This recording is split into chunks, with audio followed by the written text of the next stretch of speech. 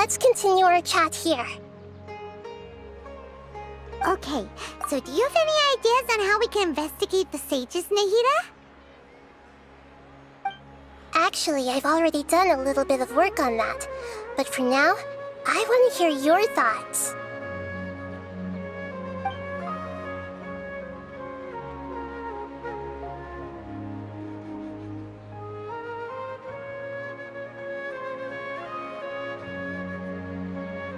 We're in the dark as of now.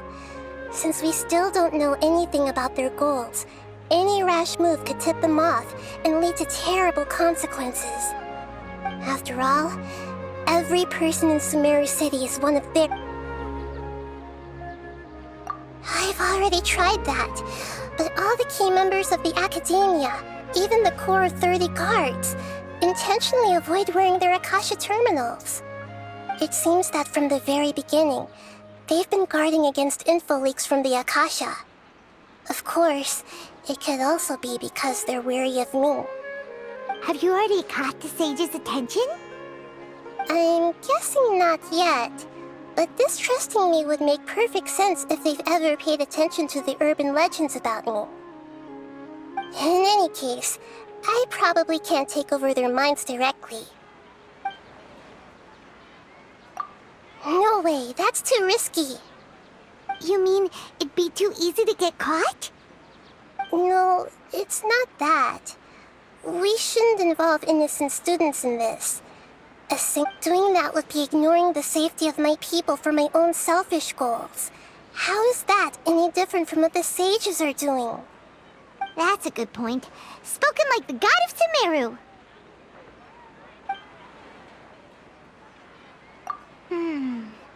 Are we really out of ideas? Nahida, you're super smart, so you already have something in mind, right? Don't keep us in suspense. Spill the beans already. According to a popular theory from the Vahumana Darshan of the Academia, rejecting impractical motions at the beginning of a planning session will give more weight to the actual proposal. Okay, but aren't you the god of wisdom? You don't have to use that kind of gimmick to make us take your ideas seriously. Well, I've been thinking that if I can't directly possess the leaders, and if I can't get ordinary people involved, then I should find someone who's already involved, but hasn't decided to side with the sages. You're saying we should recruit a spy? That does sound like it could work. Oh, before coming back, we met someone named Al-Haytham. He seems like he acts alone, and he likes doing stuff behind the Academia's back. They probably aren't in cahoots. Actually, I already have someone in mind. Do you still remember that female scholar named Setaria? Setaria. Paimon remembers now. Isn't she the one who's always trailing behind the Grand Sage of the Academia? We ran into her basically every time the Sub-Zero's festival repeated itself. You could even say we're old enemies by now. Paimon still remembers the smug and mean way she always spoke to Nilou. I've always liked observing all kinds of people, and Setaria has always stood out from the crowd. She was born in the desert and was hailed as their greatest genius. Her academic gifts allowed her special admission into the Academia, and also gave her the opportunity to serve as the sage's assistant. Oh, Paimon didn't know she was from the desert. She must be pretty special then. Paimon feels like most of the desert dwellers around the city are working as mercenaries. The name Setaria means star. When she lived in the desert, she shone like the brightest star in the night sky. Later on, she was chosen by the sun. The star was given a place in the daytime sky to complement the sun's dazzling light. Soon after, the star witnessed the sun scorching the earth, which brought forth many disasters. The star began to waver. Instead of staying beside such a sun, wouldn't it be better to return and light up part of the night sky?